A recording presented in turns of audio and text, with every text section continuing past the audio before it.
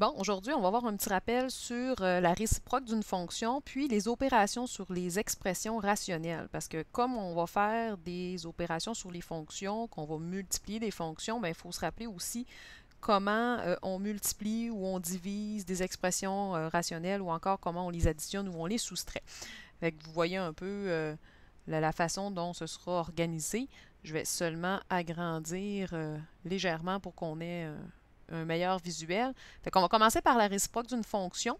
Je sais qu'il y en a que des fois, ils ont un petit peu de difficulté à trouver la règle. Donc, la réciproque d'une fonction, en fait, qu'est-ce qu'on fait? C'est qu'on inverse le rôle des variables. Hein, la variable dépendante devient la variable indépendante et vice-versa.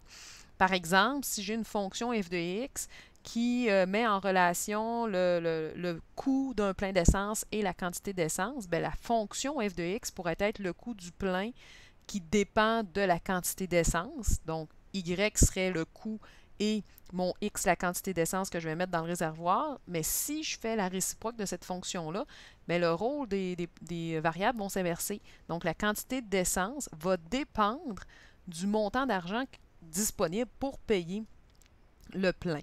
Donc, dans ce cas-là, ma quantité d'essence va devenir la variable dépendante et l'argent disponible bien, va devenir la variable indépendante. Fait que pour déterminer la règle d'une réciproque, là j'en ai écrit une, par exemple g de x est égal à moins 3 racine de x moins 5 plus 6. La première chose que je vais faire, c'est que dans ma formule de départ, g de x, je vais inverser x et y. Donc, je sais que mon y, c'est l'équivalent de g de x, serait égal à moins 3 racine de x moins 5, plus 6. Et si j'inverse mes deux variables, ben, je vais obtenir x est égal à moins 3 racine de y moins 5 plus 6. Là, je l'ai fait l'exemple avec une fonction racine carrée, mais c'est applicable à tous les types de fonctions. Deuxième étape, qu'est-ce qu'on a à faire? Ben, en fait, c'est d'isoler y en faisant les opérations inverses. Fait qu'ici, qu'est-ce que j'aurais? Ben, j'aurais x moins 6, parce que j'enlève le 6 qui est ici. Ensuite, divisé par moins 3, parce que le but, c'est d'aller isoler ma racine carrée. Donc, ce serait égal à la racine carrée de y moins 5. Si je veux faire l'inverse de ma racine carrée, ça veut dire que je vais devoir élever au carré tout au complet les deux côtés de mon équation. Donc, j'aurai x moins 6 sur moins 3 fois x moins 6 sur moins 3. Et à droite, j'aurai la racine carrée de y moins 5 au carré. Donc, ça va s'annuler. Fait que ça veut dire que du côté droit, j'aurai mon y moins 5 qui resterait.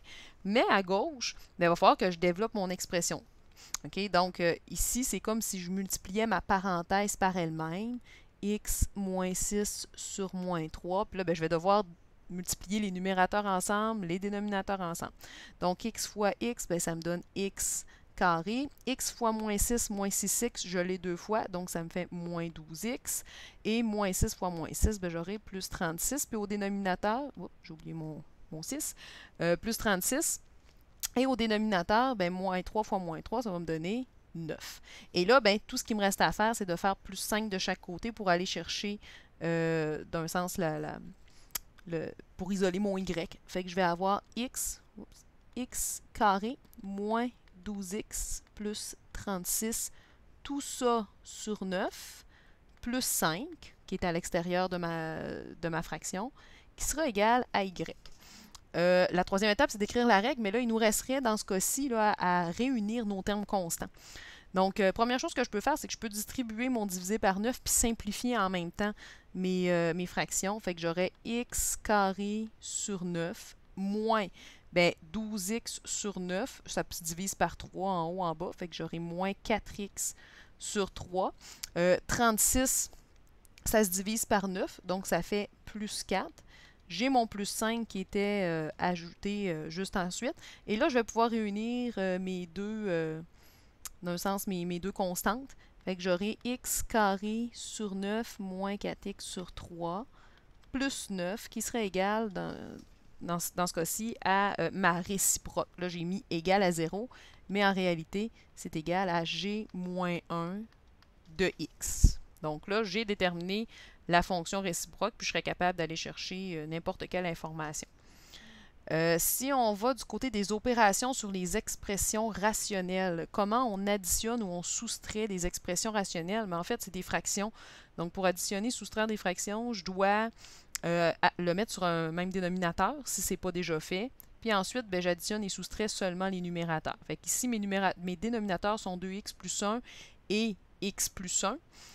Pour obtenir le même dénominateur, ben là, je vais devoir multiplier chacune des deux fractions par le dénominateur de l'autre. Et il ne faut pas oublier que si je le fais en bas, je dois le faire en haut aussi.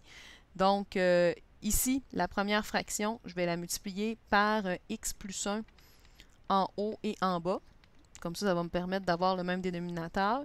Puis pour la deuxième, ici, ben, je fais la même chose. Je vais multiplier par 2x plus 1 en haut et en bas. Puis après ça, ben, je vais développer. Je sais que l'opération entre les deux est toujours ma soustraction, donc je la garde. Fait qu'ici, je vais distribuer. X fois x, ça fait x au carré. 1 fois x, ça fait plus x. Et au dénominateur, qu'est-ce que j'aurai? Ben, x fois 2x, ça fait 2x carré. X fois 1, ça fait x, puis 1 fois 2x, ça fait 2x, donc plus 3x. Puis finalement, 1 fois 1, ben, ça va me donner plus 1. Fait qu'en temps normal, si j'ai bien fait l'autre côté, x plus 1 fois 2x plus 1, c'est la même chose que dans ma partie de droite. Bien, je vais avoir le même dénominateur, donc 2x carré plus 3x plus 1. Puis au numérateur, ben là, je fais ma double distributivité encore une fois. X fois 2x, ça fait 2x au carré. X fois 1, ça fait x, mais moins 1 fois 2x fait moins 2x, donc j'ai moins x, puis moins 1 fois 1, ça va me donner moins 1. Là, il faut que je fasse attention parce que mon moins, là, il me dit d'enlever toute l'expression au complet. Ça veut dire que je vais devoir distribuer mon moins sur chacune des parties du numérateur. Au dénominateur, comme c'est le même, ça va rester identique. Fait que j'aurai 2x carré plus 3x plus 1. Donc, c'est comme c'est la même procédure qu'on faisait avec les fractions numériques ordinaires. Puis en haut, ben là, je vais réunir mes termes semblables. Donc, x carré moins 2x carré, ben, ça me fait moins x au carré.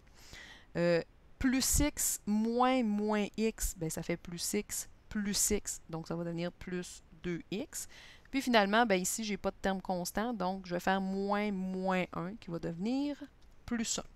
Fait que j'ai ici la réponse pour ma première expression qui était x sur 2x plus 1 moins x moins 1 sur x plus 1. Si je veux y aller avec une multiplication, ben là, en fait, on le fait un peu avec l'addition-soustraction. Quand on multiplie des expressions rationnelles, je fais en haut ensemble, puis en bas ensemble. Donc ici, je vais distribuer mon 3. 3 fois x me donne 3x. 3 fois moins 2 me fait moins 6. Puis au dénominateur, ben là, je vais faire la double distributivité. Alors, j'aurai x fois x, x carré.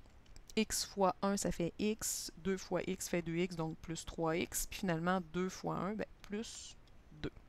Et j'ai le résultat pour ma multiplication. Puis pour la division, ben, ça implique également la multiplication. Là, mais on sait que quand on divise par une fraction, pour faire le calcul, ce que je fais, c'est que j'inverse le signe. Ça va devenir une multiplication. Je ne mettrai pas le signe fois en x, mais je vais mettre un point.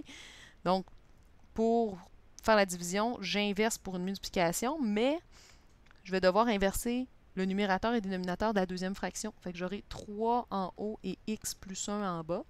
Mais ma première expression rationnelle, elle ne change pas. Elle. Donc, ça va rester x carré plus x moins 2 sur x moins 2. Et là, encore une fois, ce qu'il ne faut pas que j'oublie, c'est que quand je vais faire ma multiplication, ben, je dois distribuer.